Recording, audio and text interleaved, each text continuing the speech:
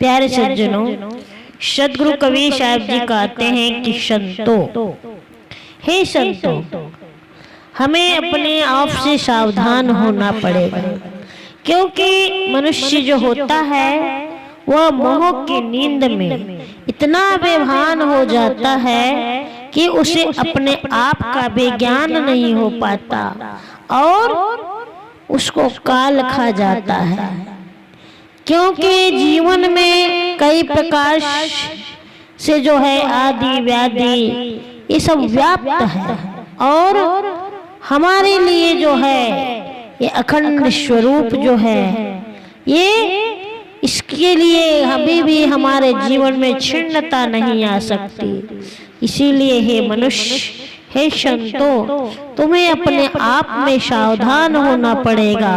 अगर तुम अपने आप में सावधान नहीं होगे तो निश्चित है कि तुम्हारे जीवन में जो है तो कई प्रकार से कई ऐसी असावधानियां आ जाएगी और जिसके कारण तुम्हारा जो रास्ता है यह बंद हो जाएगा। इसीलिए तो कई ऐसे योगी लोग जो होते हैं जो बहुत ही अपने जीवन में कहते रहते हैं, कई हाथ पैर पटकते रहते हैं, 10 दिशाओं में दौड़ लेते हैं, लेकिन आंख मूंद करके वो इनको ऐसा लगता है जैसे कि कोई सारा संसार दिखाई दे रहा हो। मनुष्य जो है इसी बात को सदगुरु कबीर साहब जी कहना चाहते हैं कि ये कितनी बड़ी आश्चर्य की बात है कि मनुष्य जो है आंखें मूंद करके सारा संसार उसको दिखाई देता है। यह कितनी बड़ी आश्चर्यचकित घटना है। तो मनुष्य के जीवन में जो है सदगुरु कबीर साहब जी अपने आत्मबोध को प्राप्त करने के लिए कहते हैं कि हमें उसके लिए सावधान होना पड़ेगा, अर्थात हमें इस अज्ञानता को मारना है। तो इस प्रकार से स्वयं जो अज्ञानग्रस्त होगा, जिसके अंदर में अज्ञानता होगी, वह अज्ञानी मनुष्य जो है वह कैसे ज्ञान को जान पाएगा। इसीलिए जो मनुष्य की जितने भी वाणियां हैं जो कहते हैं, तो हमें इस बात को समझना है, जानना है कि वे अपनी बातों को क्यों कहना चाहते थे। क्योंकि कई ऐसी वाणियां आती है जिनके अंदर मनुष्य सुनता है और सुन करके उसी बातों को दोहराता है, कहता है। तो साहेब जी जो हैं ऐसी बात उन्होंने कही और ये कितनी अच्छी बात उन्होंने कहे कि संतों जागत नींद न कीजिए। उन्होंने जितने भी संसार के जो मनुष्य है, विद्वान मनुष्य है, जिनके अंदर में ज्ञान है, जो ऐसे कई साधक है जो अपने आप में सावधान नहीं होते, और सावधान जो होता है जिसके अंदर में सावधानी है, तो ये सावधानी ही हमारे जीवन के लिए एक साधना बन जाती है। क्योंकि हमारा जो ये मन है, हमारे मन के अंदर में कई ऐसी काम वासनाएं आ जाती हैं और मनुष्य इससे जाग नहीं पाता। कई प्रकार के हमारे अंदर में लोभ, मोह, राग, द्वेष, भय, ईर्ष्या, छल, कपट, ये सब हमारे मन में भरे हुए हैं। तो मनुष्य इसी में असावधान होता है। तो जिस क्षण जागेंगे हमारे मन में ये जो विकार है ये नहीं आएंगे। हमारे मन के अंदर में कई प्रकार की चिंताएं होती है, हमारा मन विकल हो जाता है, और जब हमारा मन विकल हो जाता है तब हमें दुख सताता है। हमारे जीवन में बहुत दुख आता है, और जब दुख आ जाता है तब मनुष्य असावधान हो जाता है, और जब असावधानी हो जाएगी तो मनुष्य के अंदर में जो है कई शोक मोह जो है यह हमारे मन मस्तिष्क में घूमते रहते हैं। इसलिए तो सदगुरु कबीर साहब जी कहते हैं कि हे संतो जागते रहिए, जागत रहो, जागते रहना है, हमें नींद में सोना नहीं है। क्योंकि मनुष्य के जीवन में जो है हमेशा सुख दुख, लाभ हानि, संयोग वियोग और मृत्यु का भय सदैव सताते रहता है। ऐसा कोई भी मानव नहीं है जिसके अंदर में भय न हो। तो सदगुरु कबीर साहब जी यहाँ पर हमें याद दिलाना चाहते, कहना चाहते हैं कि तुम कौन और कैसे हो। इसीलिए कहते कि काल न खाए कल्प नहीं व्यापे, देह जरा नहीं छीजे। मनुष्य जो है हमेशा डरता है, अपने आप से डरता है, अपनी मृत्यु से डरता है, काल से डरता है। काल न खाए, साहब जी कहते हैं कि काल न खाए कल्प नहीं व्यापे, देह जरा नहीं छीजे।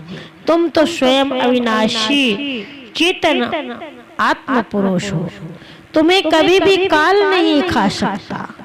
क्योंकि जो चीज बनती है वह बिगड़ती है, तो फिर तुम्हें किस बात का डर है? तुम क्यों डरते हो? तुम तो स्वयं शुद्ध चैतन्य हो, तुम तो अनादिकाल से जो है निर्विकार हो, नित्य हो, सत्य हो, फिर भी तुम्हें काल का डर क्यों होता है? क्योंकि मनुष्य जो है इस काल को मानता है, और काल का मतलब होता है, कहा गया है कि 4 अरब 32 करोड़ वर्षों का जो है एक कल्प माना जाता है। तो ऐसे ऐसे तो असंख्य कल्प बीत चुके हैं और कई ऐसे कल्प बीत भी जाएंगे, परंतु निश्चित है कि इसका हमारा अंत कभी नहीं होगा। शारीरिक जीवन जो है यह हमारा असली जीवन नहीं है। अपना जो असली जीवन है वह आत्मिक है। शारीरिक जीवन आदि अंत वाला होता है। जिस प्रकार से जैसे बिजली चमकती है और बिजली का चमकना, जब अगर बिजली चमक गई, चमक आ गया, परंतु आत्मिक जीवन जो है वह तो अनादि है और अनंत है। तो हमारे जीवन में जो है, हमारे जीवन के सामने कई ऐसे करोड़ों कल्प सेकंड के तुल्य है। इसीलिए साहब जी कहते हैं कि कल्प नहीं व्यापे, बिल्कुल भी तुम्हारे जीवन में जो है